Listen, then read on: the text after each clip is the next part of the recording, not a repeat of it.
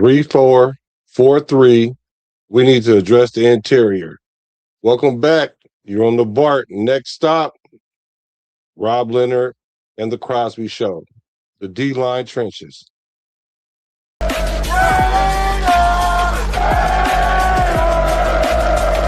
Just win, baby.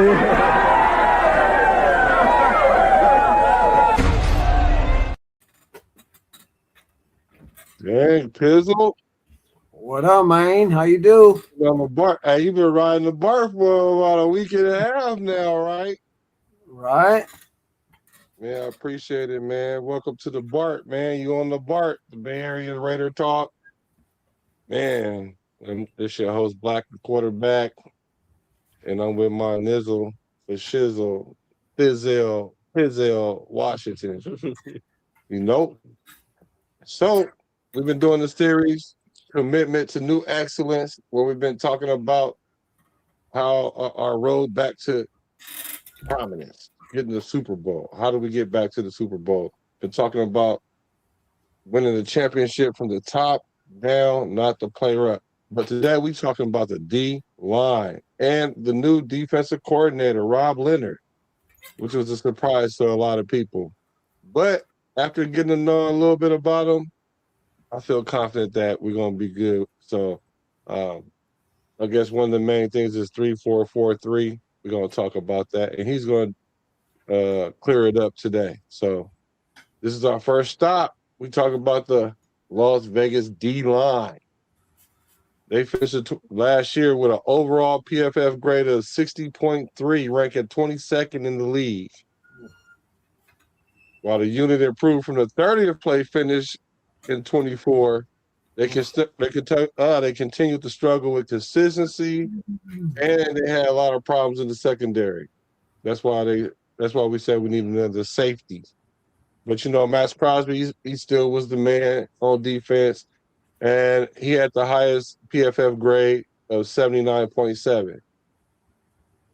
So your boy Patrick Green is gone.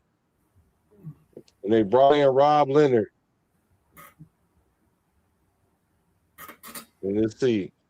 Let's take a look and see if we can find the. So hold on. If the defensive line was at 6, was that what did you say 22 last year? Why are we upgrading the defensive line coach to defensive coordinator? What? I'm just confused. because the offense was better the year before. No, I get the offense. I keep saying the defense is not the problem. The defense is not the problem. Well, okay. What was the third downs like? How long did we stay on third down? Oh no, we gotta look that up. I got I don't want to rain on anybody's parade or nothing. Well, look it up. Look it up. Where's the brain at? Oh, the brain's right here. So find out what that was while I run this down real quick. All right. I'll check it out. That's a good question. But now, is that a reflection of the D line or is that a reflection of the whole defense? But hold on, that's my. I want to go there. I want to push back because I don't want it to be like this is all kumbaya. But they did get rid of Patrick Graham. They upgraded Rob Leonard. You know, new year, new scheme. So we're gonna go from a traditional 4-3 look to a new 3-4 look. So so we can turn our defense a little bit more unpredictable. We were very predictable last year. Like all you had to do is stop Maxx, and who was going to step up? We was waiting for Koonce to step up, but he didn't. So after years of building the silver and black from the trenches, Rob Leonard steps in the spotlight to prove that the Raiders defense wasn't a new face. They didn't need a new face, but a familiar voice. What's up with it with Jack? What's up with Bruce Willis?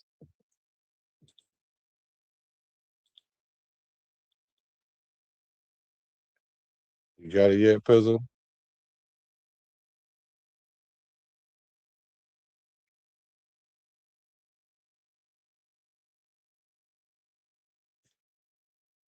Oh, the brain thinking hard. Okay, let's go over the defensive coaches. The defensive coaching staff, Rob Leonard is defensive coordinator. He was promoted from the D-line run game coordinator.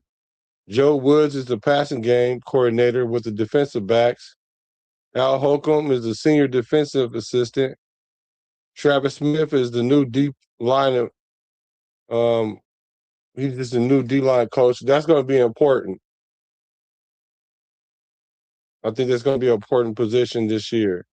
Ronell Williams is the linebackers coach. Matt Robinson is the safeties coach. And Kenyon Jackson is the assistant D-line. Even got an assistant.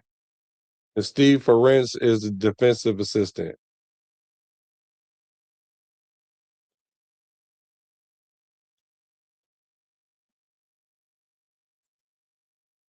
Was good with it, Raider. Let's get to it. Let's get to it. Those were our defensive coaches. Let's just up here.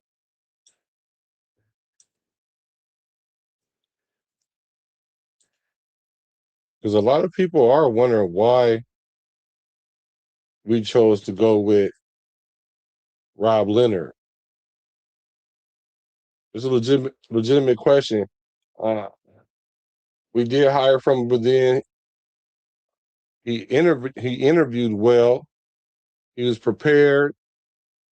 He had a vision for the defense. And just the mere fact that he saying that he want to go to a 3-4 so we can open up our versatility, that shows some moxie right there. And basically he was working under the system with Patrick Graham. And I wish Pizzle was here because I want to know why people yeah, sorry. Times and you popped up on the third time. So yeah, no, I had my dentist just called. 3-4 tells me that he want to scheme a lot, go with matchups, and try to make things work that way, which is something I think we should do. But I think we're getting a little caught up with the 3-4 concept too, because it's not going to be that much that we're in a true 3-4.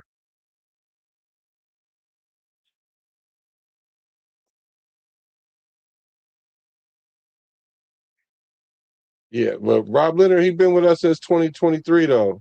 And what he brings is 16 years of coaching experience. He was with the Giants, the Dolphins, and the Ravens.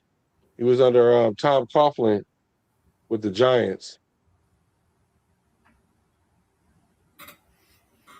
And so and key reasons that they brought him back was the continuity that he already had with players already, primarily Maxx Crosby.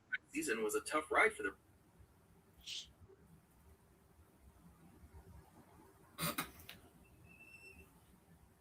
You're on mute, I think.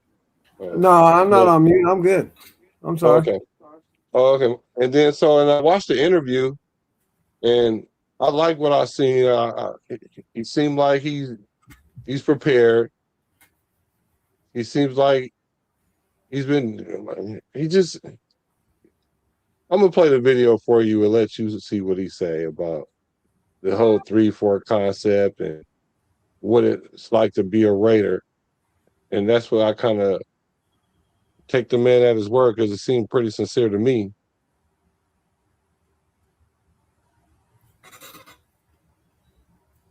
But I want to hear what you got to say first, though, Pizzle, because. Well, like you said, he's got a continuity with Maxx Crosby. Maxx Crosby really likes him, and that's cool. He's been to the Ravens, which has a really good defense. Tom Coughlin has it. They got a pretty good defense over there in Pittsburgh. Did you say Tom Coughlin, which is the guy from the Giants?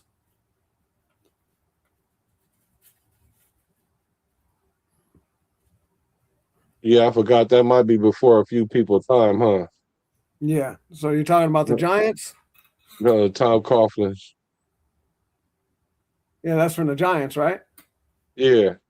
Yeah. So he learned a lot, and that guy's a defensive, a minded guy. Their defense definitely helped them win the Super Bowl. I would have to say that the helmet catch actually was the one that helped them win the Super Bowl. But they still had a good defense over there. I'm not taking anything away from their defensive side of the ball. So he's been around the block, like you said. He's learned a lot in the league. And I do have those what up, no bueno, those numbers from last year. Third down conversions allowed was 46.3%. Third down stop rate was 53.7%. And then fourth down was 61.9%, which was 25th overall rank in the league on the third down conversion allowed, and 26th on the fourth down conversions.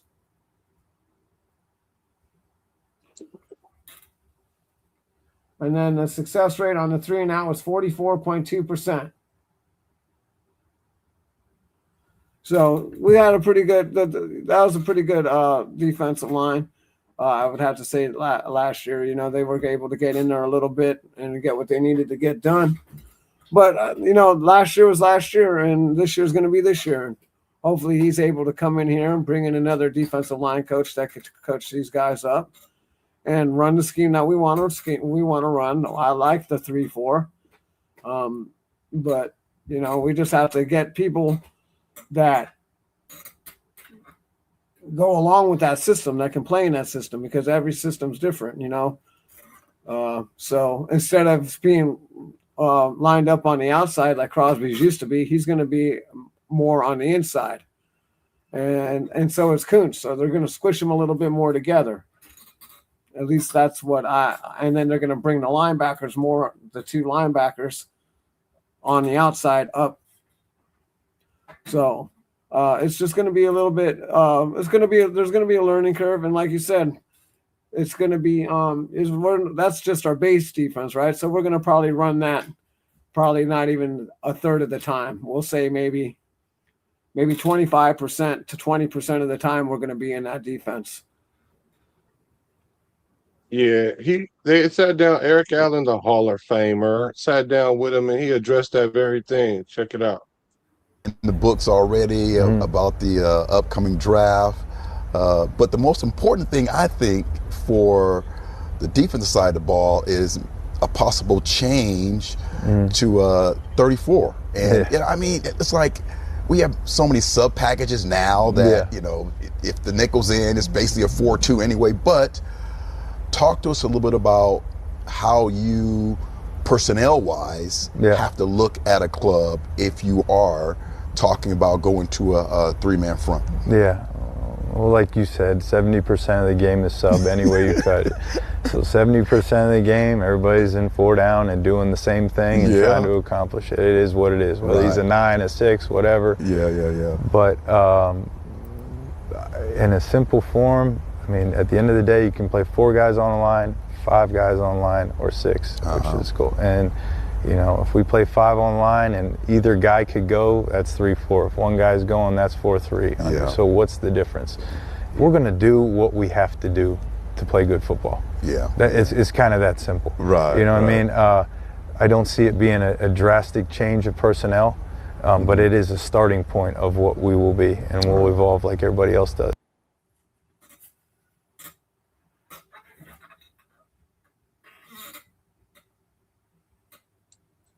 I like the fact that it's not that complicated. Let's not make this overcomplicated, because someone can come in and try to make this something extra complicated when really it's X's and O's, and do your job.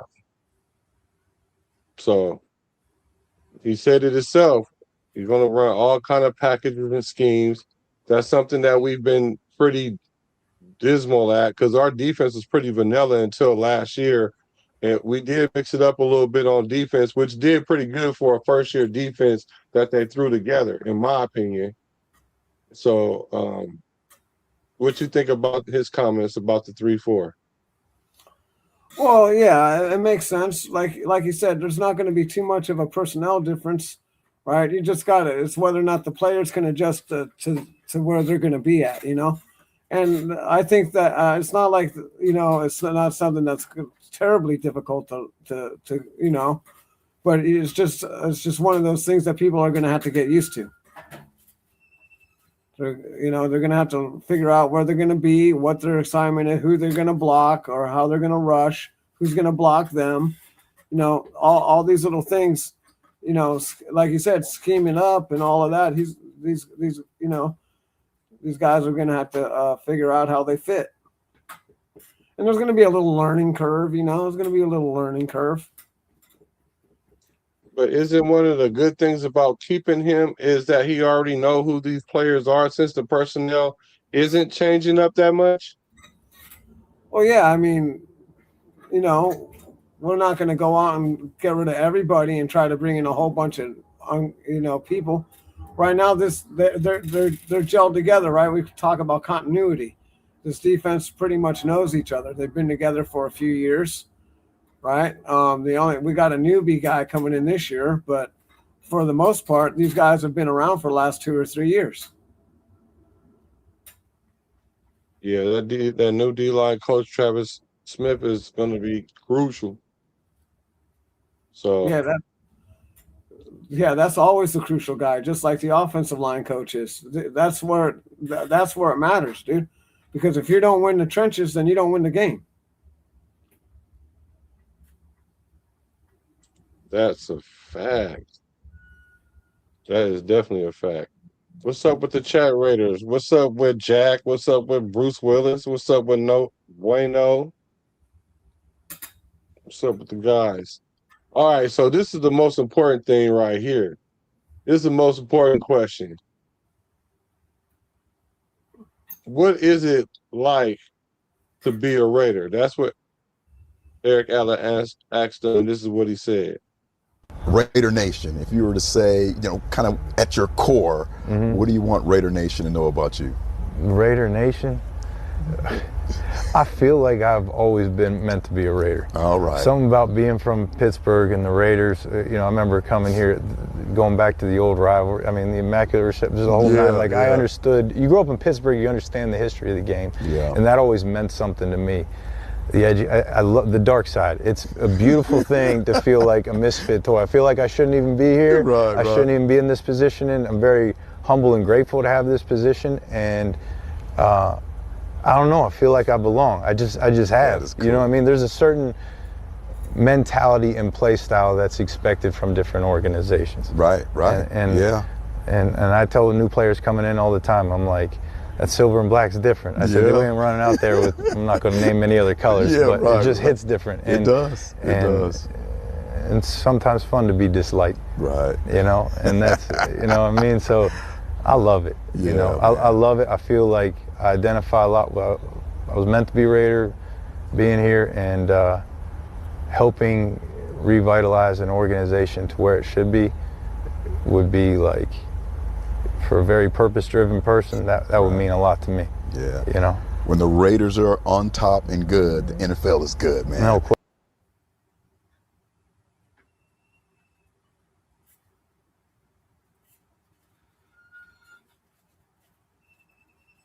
That's all I needed to hear. What up, J-Ro? What up, J-Ro? Yeah, well, we are a bunch of outcasts and outlaws that nobody wants. You know what I'm saying? And that's fine with me. I don't mind being the outlaw in the NFL. I like blazing our own trail, doing our own thing. I like sending trends, not following them. Yeah, one thing I liked, he said that, he wasn't supposed to be in this position. A lot of people feel that way. He's humbled by it and everything, but the fact that he's there now, he gonna do his thing and prove it. So, how confident are you in this D-line? Highly confident, fairly confident, mildly confident, or not confident at all? Put that in the chat, y'all. How confident are you in this D-line, the trenches? I'm pretty confident in it.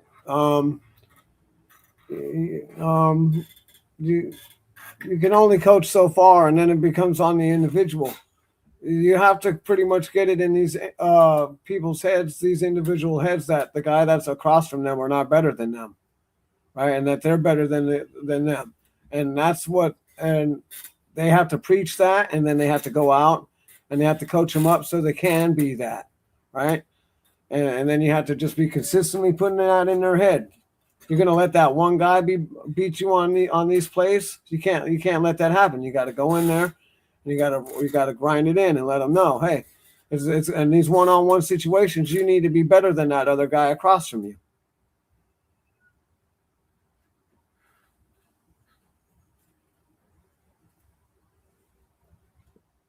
Yeah, I'm fairly confident in this D line. I don't think they overachieved, but I do think that they are getting better. And all things considered, last year it could have really got really, really bad. I do like the way we did mix in players. We did get to see some of them play at the end of the year. And if the defense already has some familiarity with this coach, there's no need to overhaul everything because we already have a new coach, a whole new offense really, and then a new defensive coordinator. So to bring in, someone else from the outside for the coaches to learn and all this stuff, that creates a higher learning curve. So I think this kind of helps us, and he did a good job in the interview, and because Kubiak could have went anywhere, he could have got anybody. This is going to be like a dream team staff that he's putting together. Well, at least his dream team staff.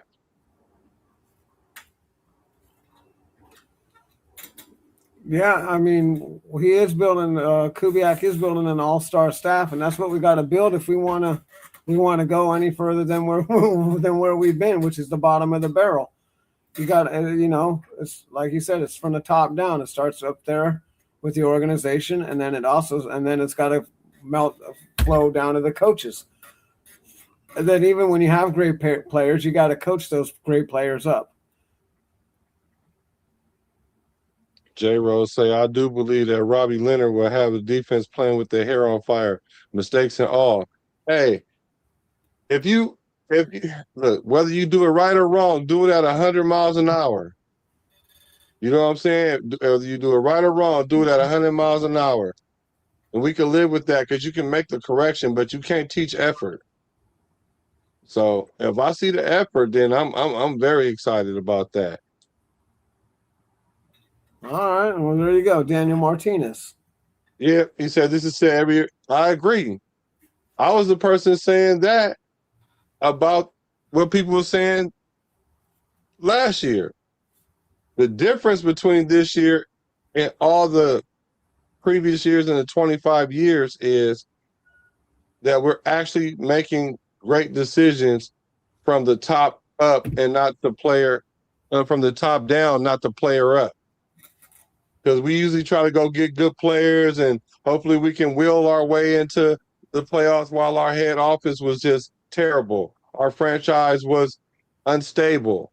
Then we started trying to find a coach because the NFL usurped our coaches because we got Gruden back and we were actually gaining momentum. So we started playing the roller coaster game with the coaches, right?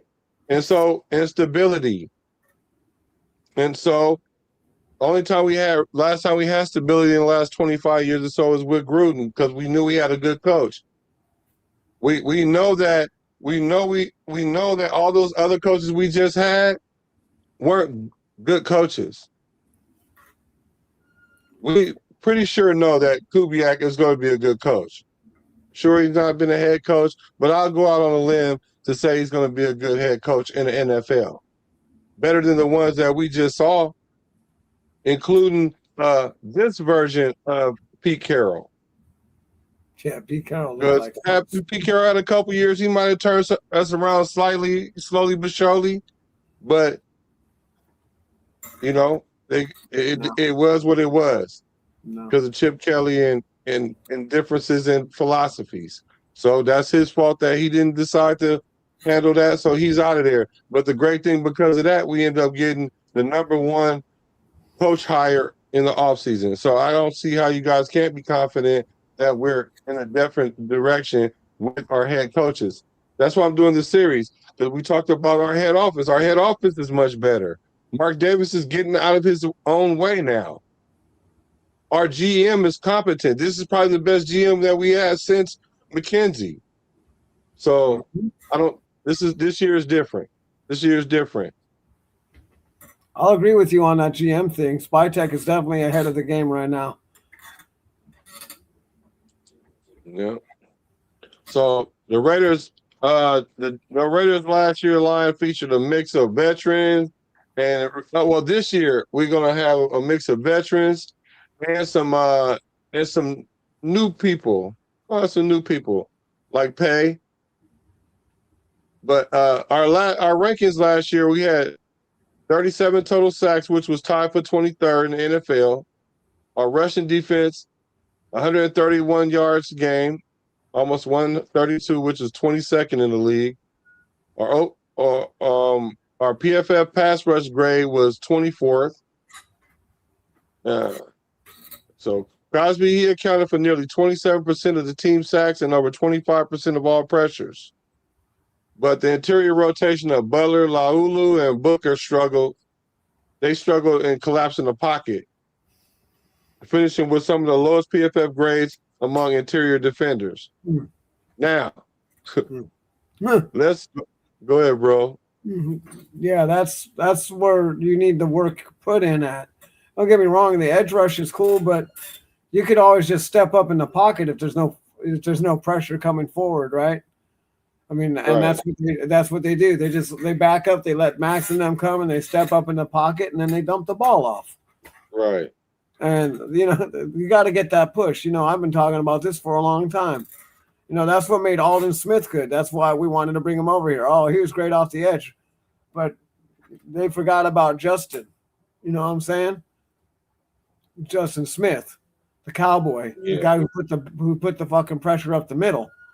Because without the cowboy, Aldon Smith would have just been another edge rusher, like he was over here. That push up the middle is everything, dude. Without that push up the middle, the quarterback can step up. He can't step up once that defensive tackle gets all up in the mix right there. He can't. He's got to back up. And when he backs up, there's Maxx or there's Koonce or whoever's going to be on the line. The most important thing is pressure up the middle, man. I've been preaching this for years. Quarterback can't do shit if there's pressure up the middle. The running back can't do shit if there's pressure up the middle. It gums up all the gears. It gums it all up. Well, let's start with our edge rushers, our DNs. We got Crosby, Koonce, Wills, Tyree Wilson, Kwity Paye, Snowden. Let's start with Mad Max. Boy, he was a talk of the offseason, right? Oh, yeah. But then at D tackle, though, we got Adam Butler, Thomas Booker, Jonah Laulu, JJ Pagee, tucking him away. All mid. So all mid. Yeah, and Kwity Paye and Crosby are gonna probably switch out roles, and Butler and Booker, they're probably gonna hold down the interior. So it's a mid-tier unit with a Maxx Crosby in it with a top 20 edge defender.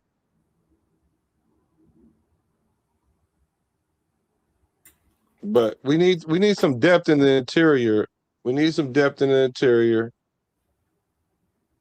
We finished last year. We finished last year ranked 22nd in the league by PFF. Now Maxx Crosby, he had 10 sacks last year, 73 total tackles, 45 solo, 28 assisted, 28 tackles for loss, 2 forced fumbles, and an interception, which was his first in his career. 6 pass defensed, and he earned his 5th straight Pro Bowl selection while leading the Raiders in sacks and tackles for loss. So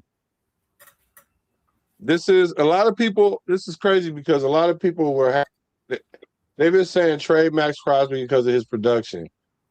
10 sacks is not enough for the money that he makes, but he makes up like a quarter of our defense by himself, just alone. Well, that's because the rest of the defense, the rest of the defensive line is mid, bro. There's no talent.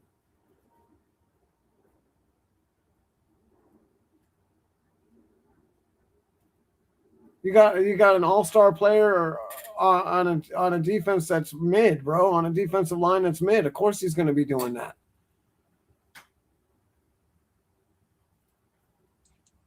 When we get a defensive lineman up the middle that's not mid, that's going to make Crosby's numbers go up. That's going to make him look even better, bro, is what I'm saying.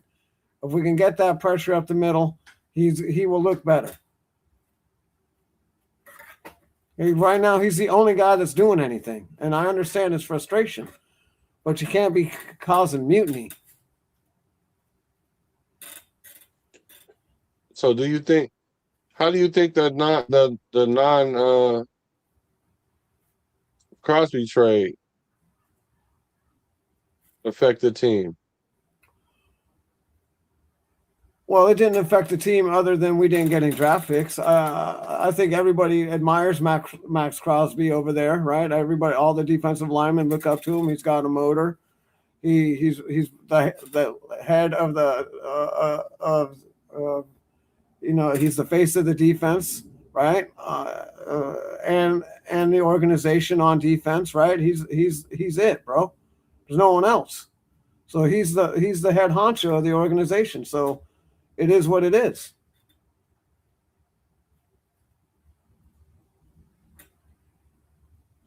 Is a tackle for loss as good as a sack?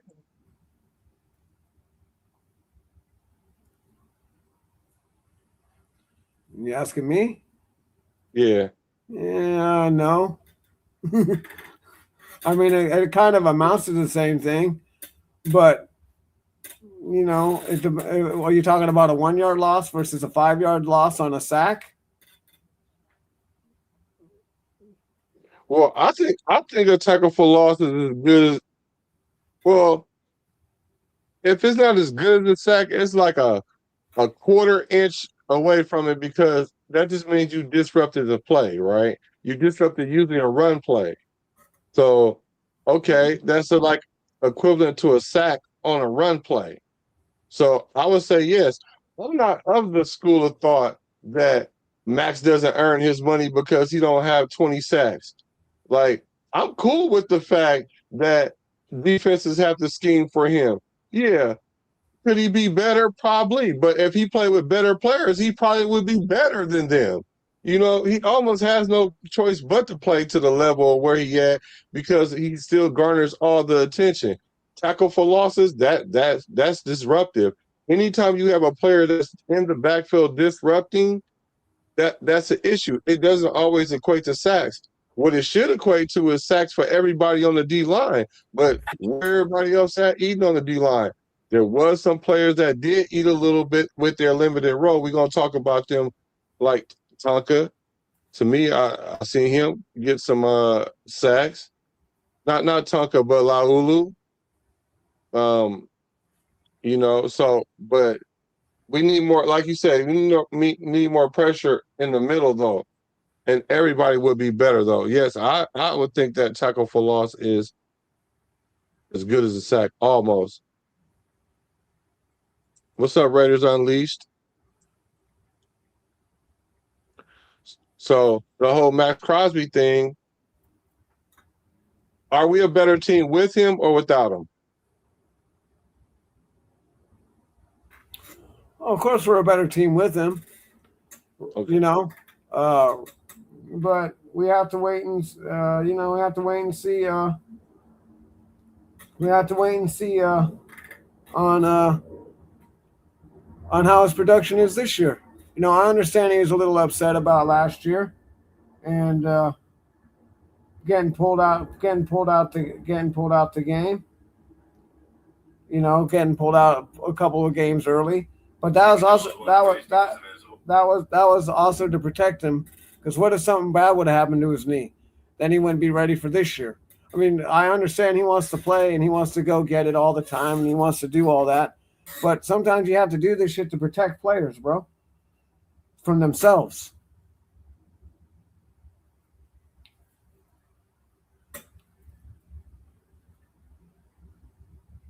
Yeah, I agree with the franchise with shutting him down, and I like the fact that he wanted to play. You know what I'm saying? I like both. Two things can be true at the same time. Absolutely. I agree, J-Ro. We are definitely better with, including, although we missed out on the draft picks, we don't know what those draft picks would have panned out to be. I don't know. It would have been nice to have. Don't get me wrong. But at the end of the day, we know what we have with Maxx Crosby, and teams are still going to have to scheme for him. I just didn't. I don't believe in getting rid of your best edge rusher when you're trying to build a team, though. Check your text message I sent you and put that up. What'd you say? Check that text message I just sent you from YouTube and put that up. That says it all right there. That's one of the greatest pass rushers of all time. He'll tell you what it's like. The cornerback, just like That's Deacon Jones, bro. Yeah. So you want me to play that? Yeah, go ahead and put that up. That's the difference between a yardage loss and a sack. He'll explain it to you. No, I'm not disagreeing that there's a difference. It's a difference. It's a sack on defense. No, I mean, in the run game, I mean. But yeah, hold on, I gotta go ahead. Yeah, I understand what you're saying, but I just want people to understand. To me, that's what to me the difference is. You know, I understand that. Yeah, stopping the run, getting in there and stopping the run. Yeah, you won that down. Like we were talking about last night, winning first down, running the ball is getting 1 to 3 yards when you run the ball. When you only get 1 or you're minus 1 yard, you lost the down. Now you're behind the sticks, right? Now you got to come up with something else on second down, because you're going to be third and long for sure, unless you come up with a good second down play. We can agree to that, right? Yeah, for sure. So winning first down is crucial when you're on the off. And now if you run it, even if like you said, even if we don't get that 1 yard and we just go 2nd and 10, that's still a loss. But at least now you can run the play action because you've been doing it consistently. You've been running it, and they don't know, and they think that you're going to run it. I mean, I understand the concept in that too, but you can't always be behind the sticks on second down. 2nd and 7 is better than 2nd and 10 or 2nd and 9.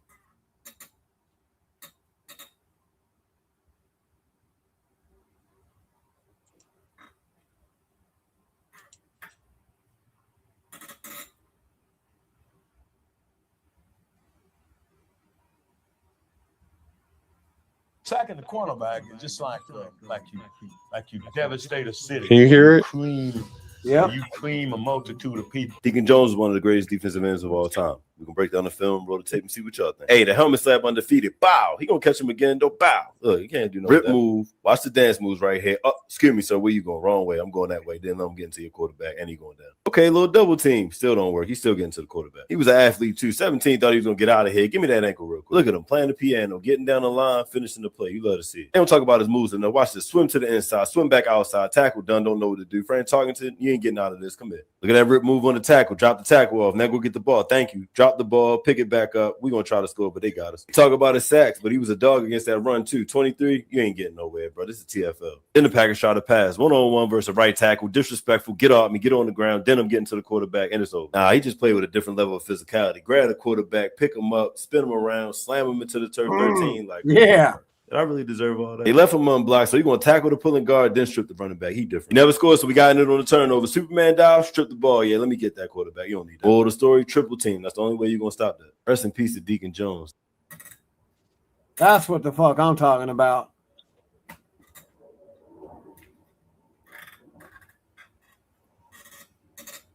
That's like he said, it's like devastating a whole city, bro.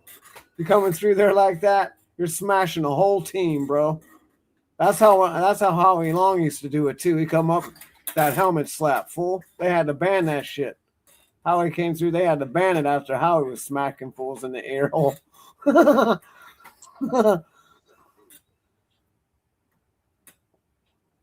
That's a wrecking crew right there. Yeah. Okay. So to help Max on the other side, Malcolm Koonce. Mm-hmm. Last year was supposed to step up. No, well. And he did, and he was on a prove it deal last year. Now, one thing I was happy about is we did bring him back for another prove it deal for a little bit less than last year. And he has a good chemistry with Max too. Talking about off the field in the locker room, because those things matter a lot. That people don't like to add that into the equation. Like being in order to win a championship or willing to die for the brother next to you, you got to actually like the guy, like for real. So well, you also got to realize that's his first year off of a torn ACL too, right? The year before, halfway through the season or whatever, he tore his ACL. But we really got to see him the year before on that win streak with Antonio Pierce. You know, that's when he started to show out. For me, what he get 8 sacks in 6 games or something. He came and he started wrecking shop, right? So, and then he tore his ACL, and then so a lot of players have a hard time trusting that rebuild on their knee the first year out. It takes them a little bit of time to trust, because the last time that they did that, they hurt themselves. So it takes them a little while to get trust back into that knee and to realize that they're stable. What up, J-Ro? So this should be the year then that all his 4 tires should be on run flats. Yep, he should be good to go this year. Okay, well, but with coming back last year, he had 30 total tackles, 4.5 sacks, and a forced fumble.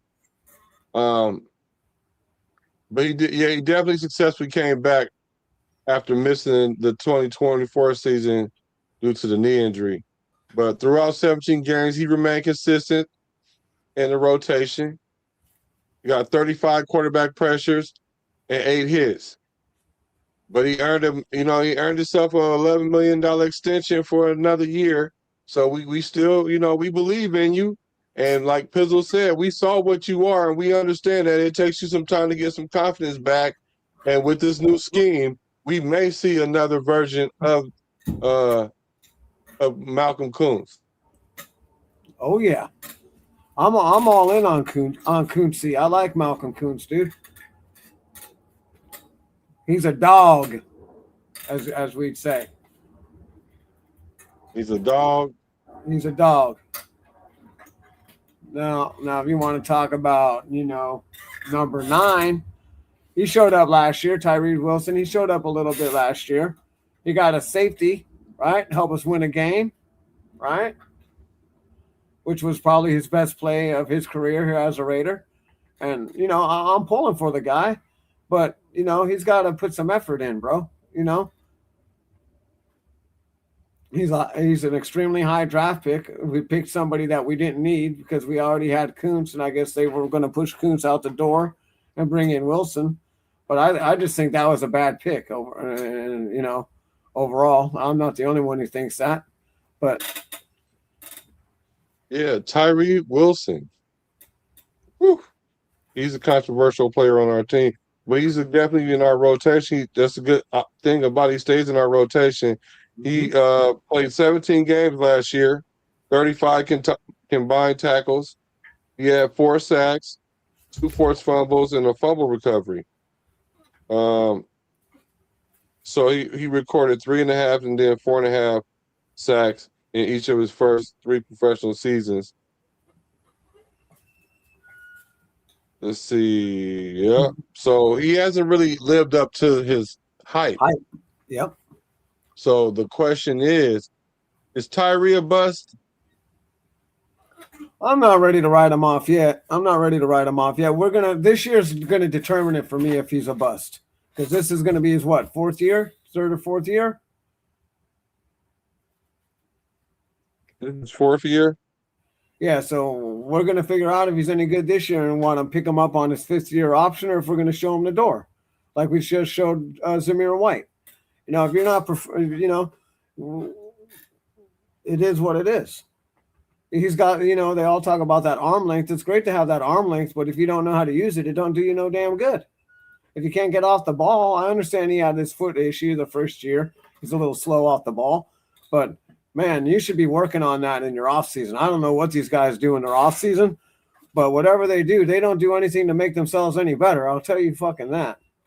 Because I would be out there with a whistle or something every time somebody's going to snap the ball.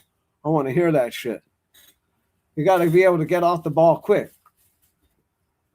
I think that's another thing that Crosby does that a lot of people don't see is he's on the snap.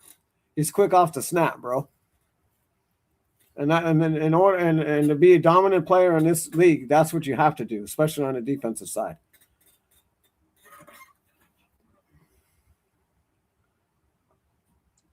So this is another player that this year is the year to show up and show out. Mm-hmm. So we have two players that have incentives to play, and they're playing for contracts. So what about Charles Snowden, though? What do you think about him? 6'7" guy, 245.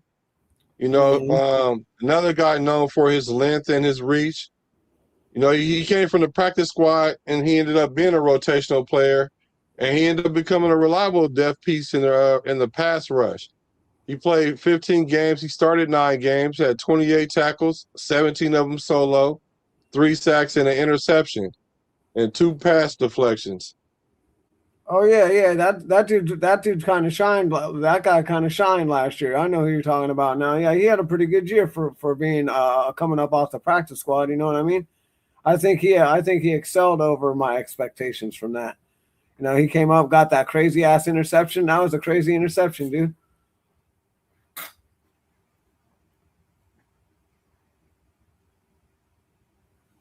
That's showing his athletic ability. Tapped it to himself. Yeah, that's the guy that he took advantage of his opportunities. Mm-hmm. Me too. So I think I'm curious to see how he do in camp this year, because we can never have too many rotational players at that DN position. And then if we're going to be running this chessboard of pieces, right? We can rotate Max in other places, put him in. It all depends on who balling at that moment. So I'm very high on him, and I'm very excited to see what he's gonna do this year. Because he appeared in 32% of the defensive snaps last year. So that's a third. Congratulations to him. Yep. For being able to work his way up and to get himself a roster spot. Yeah, he wants it. That's the kind of people we want. We want a motherfucker that wants to come in here and want to play, not just want to come in here and collect the bag. He wants to get on the field and show off show his shit. I like that. I like a guy who just doesn't get a high pick and then just think that he's going to start because he's got that high pick. You got to show that you want it, man. You got to show that you want to play. That's showing me that he wants to play coming in and making plays. You got to make plays, man.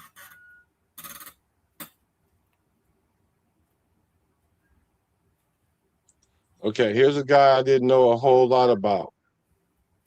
This was the guy that was supposed to replace Max, Kwity Paye. And from me looking into him, they say he's a powerful DN known for his elite run defense and consistent high motor. So we brought in another high motor guy. So we brought him in, gave him the bag, 3-year, $48 million contract because we thought we were getting, leaving a void there with Maxx. But then we end up keeping him. So I think that's a good thing. Do I think he would have been able to replace a Maxx? I don't think so. But I don't know. I haven't really watched him like that. But last year with the Colts, his sack production did dip, and he remained durable, but and effective on the line. But his numbers was going down. But they said he had 39 tackles, 4.5 sacks. No, 4 sacks. I'm sorry, and 6 tackles for loss in 17 games. That doesn't scream Maxx Crosby to me. But they said while his sacks total did hit a career low, he recorded career high 25 pressures and 22 run stops. So he provided solid edge rushing, but struggled to finish plays in the backfield compared to his 8.5 sack campaign in 24. So, well, my problem. One thing with Maxx that I don't like is he don't set the edge. He likes to go crazy. He'll run on the inside and then leave the whole edge wide open, bro. Leave that whole edge wide open over there. That's the one. That's the one thing I don't particularly like about Crosby too much. He don't set that edge, and maybe this guy will set the edge. I don't know if he'd be better than Crosby or not. I don't know if he's gonna would have replaced Crosby. We won't never know that now because Crosby didn't go nowhere.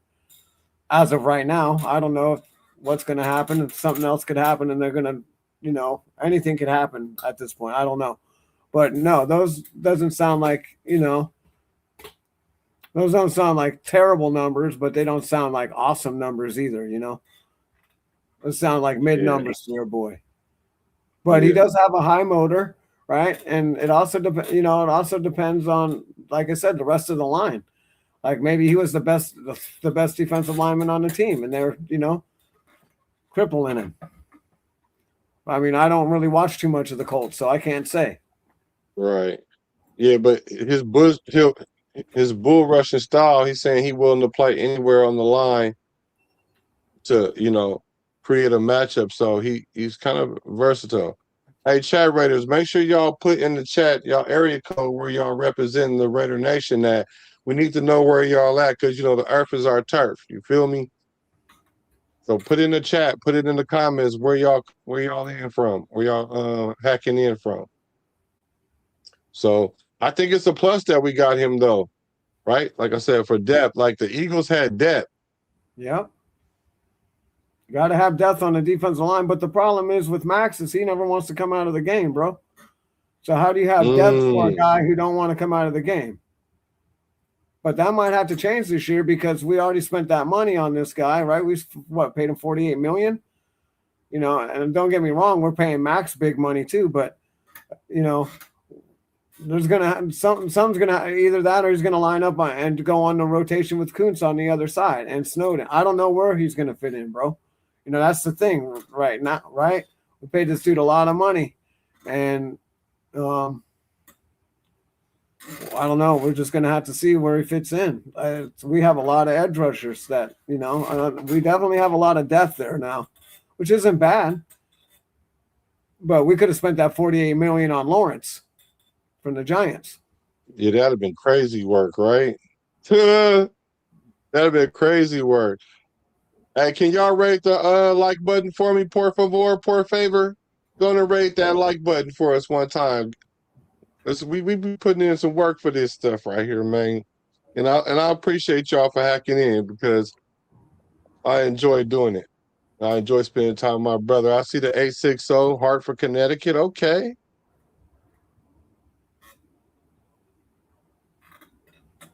Nice. Okay. So our DNs, like you said, we got the depth there. I don't think we need to add anybody there unless we can upgrade somehow, some crazy way, or get some young player in the draft or something. But I don't know. I think we're good there though. We're good on it. We're good on the defensive ends, bro. We're way good. We need to worry about the interior, bro. That's where we're extremely mid and below mid average at the middle position, man. And we can't have that. Well, I agree. The interior is suffering, right? that's kind of the weakness of our D line. And if we can shore that up, like you said, we can create pressure in the middle. That's why I kind of understand now with more clarity why people want us to get a D tackle that really, really comes in and moves the needle. Not just because of a 3-4 defense option, but we need to be able to move that needle in the middle of the field regardless, so we can get more sacks for Maxx, get more sacks for Koonce, stop the run, get off the field on third down, all those things. We saw flashes of those things from our D tackles. It just wasn't consistent enough, and we don't have enough experience there or a big enough guy there. But who we got there now is Mr. Adam Butler. You forgot about taking up the double team and allowing the linebackers to come up and close those holes and close those gaps, bro. That's the other thing that it brings. That's the other thing a good defensive tackle brings. He brings a double team, and then it allows the linebackers to come in and do their work. We don't have that, bro. We don't have that, and that's important to have. We need that. We need those. We don't need those linebackers being blocked up. And that's how they get those big 25, 30-yard runs. And sometimes those to the house runs on us, bro, because those defensive linemen get pushed out of the way, and then the linebackers get blocked up, and then it's to the house. You ain't lying. What's up, Ryan? The way you stop that is by getting a big fat body, big butt guy in there.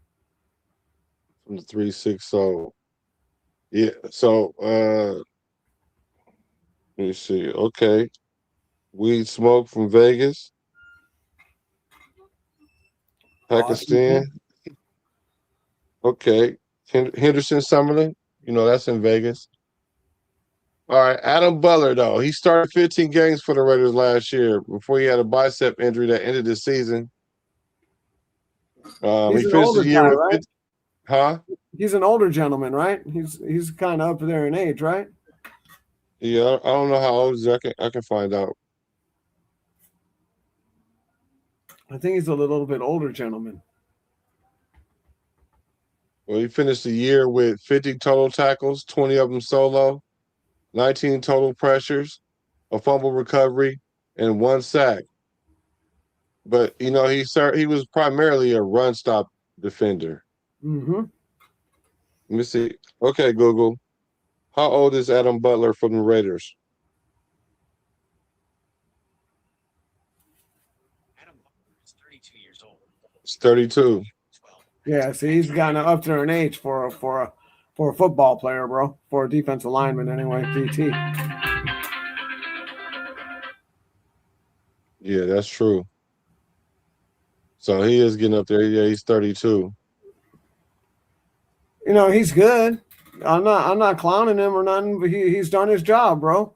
He's clogged up, but we need more pressure, bro. I understand he's a run stopper, but we need a combination of both, a run stopper and a go getter. Because I hear a lot of our players are run stopping design players. Like we're designed to stop the run. So I don't know if that's going to be at the detriment of our passing game or what, but we're getting a lot of run stoppers.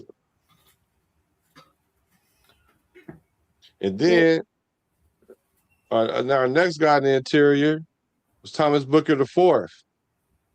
That's the guy we got from the Eagles.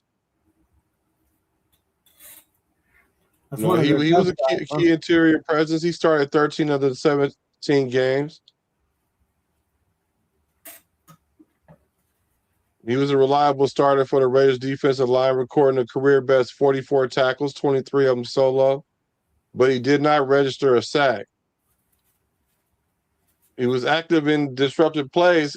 He had 29 total pressures and 5 batted passes, but he didn't have a sack. So that's what you was talking about. We need to be able to grab some sacks from the middle of the field. Well, even if he doesn't get any sacks, bro, just get the push up the middle, bro. Like, it's one thing to stop the run, right? You're just blocking 2 guys and waiting for the guy to come by and grab them. That's not getting push. We need push, bro. We need a push up the middle. Run stopping is, just blocking your dude and waiting for the guy to come by and grab him. That's how I see it. That's not, an aggressive run stopper / pressure guy is moving the pocket. He's pushing it back, and then he's looking for the run guy with the ball. He's doing both. That's the kind of player we need. Well, he had one forced fumble and a fumble recovery. Not bad. Yeah, not bad. So anybody who can force a fumble and get a recovery is good in my book. That's just as good as getting a sack or better. You turn the ball over. So obviously we need to upgrade at this position. Like who do you see filling that hole? Like you said the type of player we need, but who do you have in mind? Give us like a couple players and chat raiders, let us know who you think we should have come in and play D tackle, or where should we get a D tackle from? Well, there's that dude from Miami, right? That played in the championship. I think his number is 99. I don't know his name. He was decent. Then we got our boy Lee Hunter. I'm really in on Lee Hunter. He's a big 3-4 guy. That's the guy I want us to draft. There's quite a few guys in this draft that moved that bar. We got another dude I think from Alabama that's good. That comes up the middle, right? There's a few. And then you also got that Indiana defense. They got a good interior defensive lineman over there too. So there's quite a few people. So there are people we can grab in this draft. Yes, there are. Absolutely. It's a pretty big draft as far as DT goes. There's a lot, and there's quite a few of them in there. Well, because we do have some depth, a little bit of depth that I was kind of surprised with. Let's talk about Jonah Lulu. He was a key rotational player last year. He appeared in all 17 games. I like that. He increased his snap share to 68%. I like that. I mean, his efficiency grades was low. His motor was high though, and his availability allowed him to get career stats. Okay, he had 51 solo tackles. No, he had 51 tackles. Sorry. 24 of them solo, 4 sacks, 8 tackles for loss, 5 pass defense, 7 quarterback hits. So he logged 764 total snaps, ranking 10th among all interior defensive linemen in the league. While he struggled with run defense, 34.4 is PFF grade. He was productive in the pass rush, generating 26 total pressures and 4 sacks. So, he got to do some work. But I'm thinking that he can kind of work his way in. I was proud. I liked what I saw from him. He had timely plays, and at that position, the more reps you get, the better you're going to get. Yep, I agree.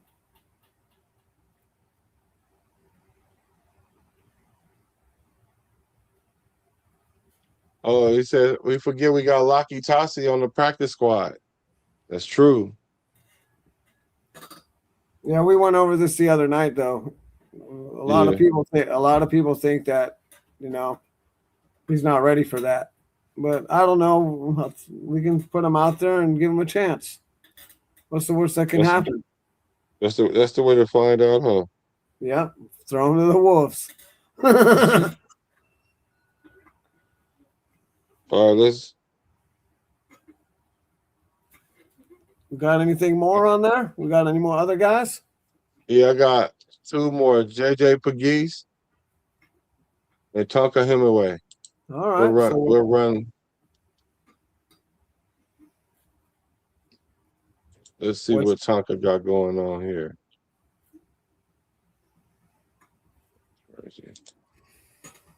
Let me see.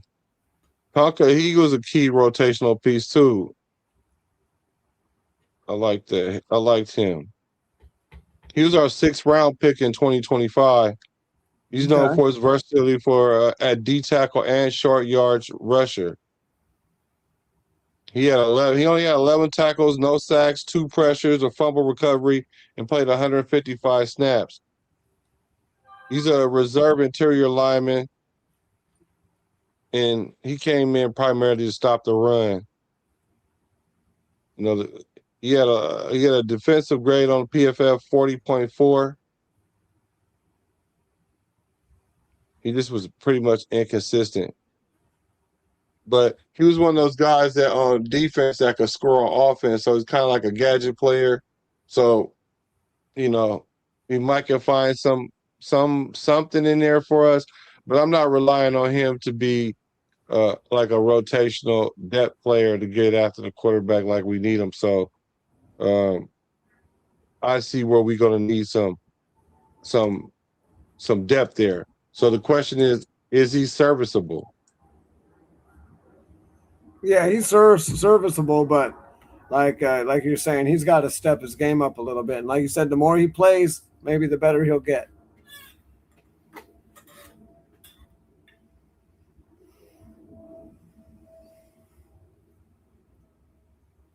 You're on mute.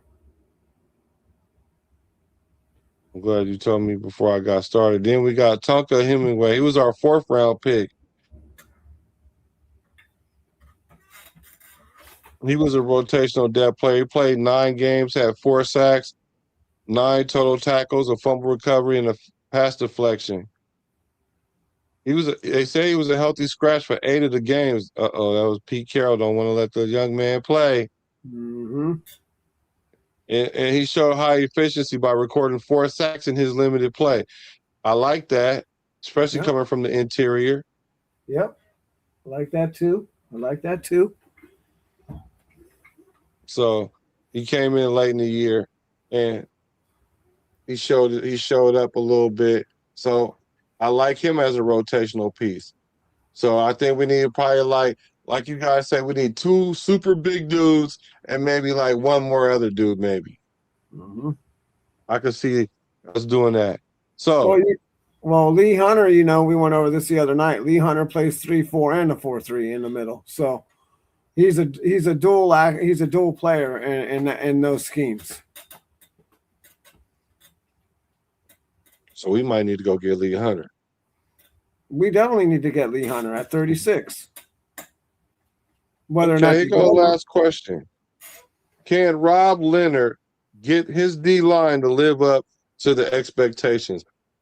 Are they going to be able to? Because he came from the D line, so essentially he's going to live and die by that D line. That's where our bread and butter is. That's obviously where we're going to create pressure for the back end in order for them to either create turnovers or not give up a lot of passing yards. We're going to come with it from the D line and our linebackers, but the D line is where we go eat at. That's where we got the depth at. That's where we from the DN positions. We just need to shore up the tackles position.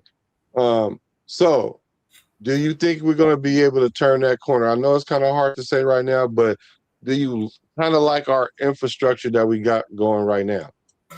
Yeah, I like the infrastructure, but like I said, we gotta get that dog, bro. We gotta go and get a dog. There's some out here in this draft. I know a lot of people want to go and get a wide receiver at 36, or I don't know, maybe an offensive lineman or whatever. But I think those guys are all nuts. We got to shore up this defensive tackle. We've been needing. I've been saying for the last 3 or 4 years since I've been on YouTube that we need to get a good defensive tackle, and they just. Every year they just seem to overlook it. Like you can't keep putting a D tackle on the back burner, because the better your defensive line is, the better your back end is. The worse your defensive line is, the more the back end is exposed, because they have to take a longer time to cover. Right? When you don't have time to cover, it makes everybody look. It makes the whole defense look better, bro. But when you're exposed on the D line and that D tackle, and they're just able to sit back there for 5 to 7 seconds, it's Thanksgiving every weekend. Yeah, I think we're gonna. it's proven that you can win Super Bowls from that D line alone. I mean, of course, it takes a team effort, but even when like Tom Brady was great, the reason why they lost to Peyton Manning, I mean not Peyton, to Eli Manning, because that D line was on his helmet. Yeah, That D line was on his helmet. up the middle. Anytime that, just like Mahomes, anytime like those teams were losing, it's because that D line was on their helmet. So Yeah. I think this is the Crosby show, right? So now Crosby, you were talking about things that need to be done in order for you to feel like we were trying to really compete to get a championship. Like to the point where you went to the front offices and was like, I'm at the prime of my career. Can y'all give me a chance to at least go to the playoffs and win playoff games? Well, they built a defense. Although some of it was accidentally with Kwity Paye, we building a defense. So we're going to talk about the linebackers on Friday, the linebackers and special teams, and then Monday we're going to finish it up with the corners and the safeties. Hold and on that's now. going to conclude the series commitment to new excellence. So make sure y'all go and look on the page because I broke down from the top down. So we're on the D line. We just started the defense today.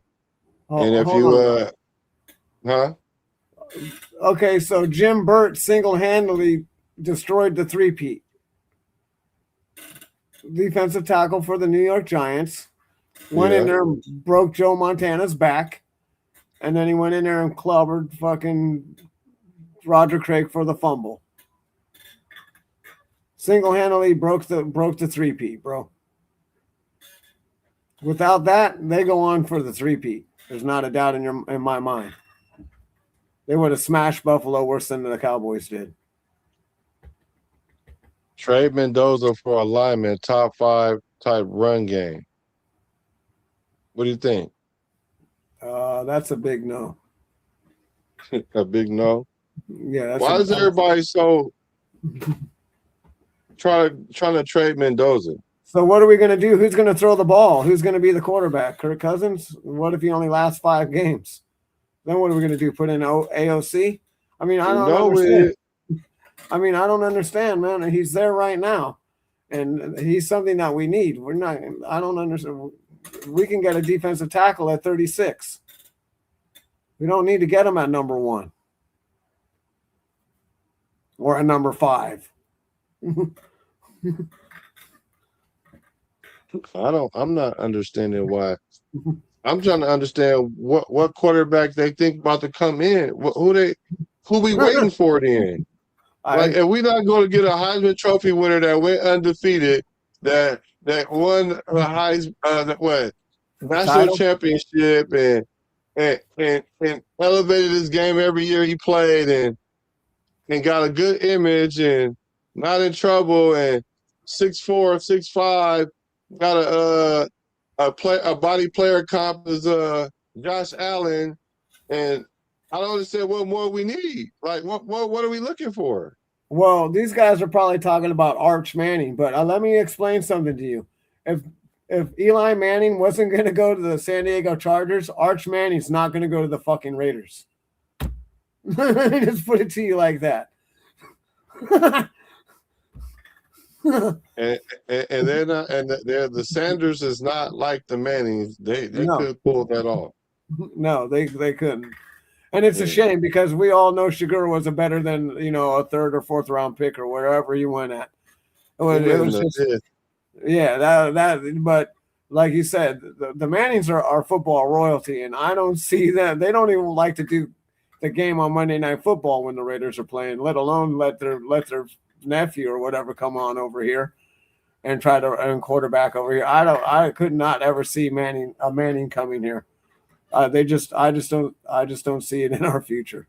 But I don't know who else they think is going to be out there next year. Supposedly it's going to be all loaded up, but I don't know. It's supposed to be all loaded up. Yeah, there's supposed to be a quarterback full, you know, a bunch of quarterbacks coming out next year. Well, we can grab one next year too then if it's all that. Yeah. Yeah, if we have that. We would literally have to come in last place again in order to get Arch Manning. That's what I mean. And that's not going to happen with Kubiak, bro. It's not. No, that's not going to happen with Kubiak. We might be in the top 10, but in the bottom half of the top 10. There's not going to be a good quarterback there. Yeah, I agree. Oh, wait. We can go get Hooker, Brandon Hooker, right? Where's that guy at? They've been saying that for the last 3 seasons. We can go get that guy. They've been saying that for the last 2 or 3 seasons. Right. Well, I don't know where he's at, but a lot of people, there's a couple of Raider guys that were on that guy, but where are they now? Where is he now? If he was that good, we would have brought him in. We would have brought him in as a backup. So, something. We didn't even give him a tryout, bro. We better see. Trying to get more money, giving up for show money is how you end up with no money. That's what's going to end up happening. And if you want to know one thing for sure, this is the end of the bark. So y'all ain't got to go home, but y'all got to get up out of here. Pizzle, thank y'all for hacking in because I know you got business to take care of. I'm going to double back tonight, guys. I'm going to do like a question and answer little section for about 30 minutes. No longer than 45 minutes. Something real quick. I appreciate y'all been hacking in. I see the people starting to come in, more and more people. Please make sure y'all hit the like button. Appreciate that. And if you like more content like this, make sure you hit that subscribe button. Because I'm a Raider. I'm a Raider. From the Bay to the LA to Las Vegas. What up, buddy? I'm a Raider though. I'm a Raider though. That's what I'm talking about.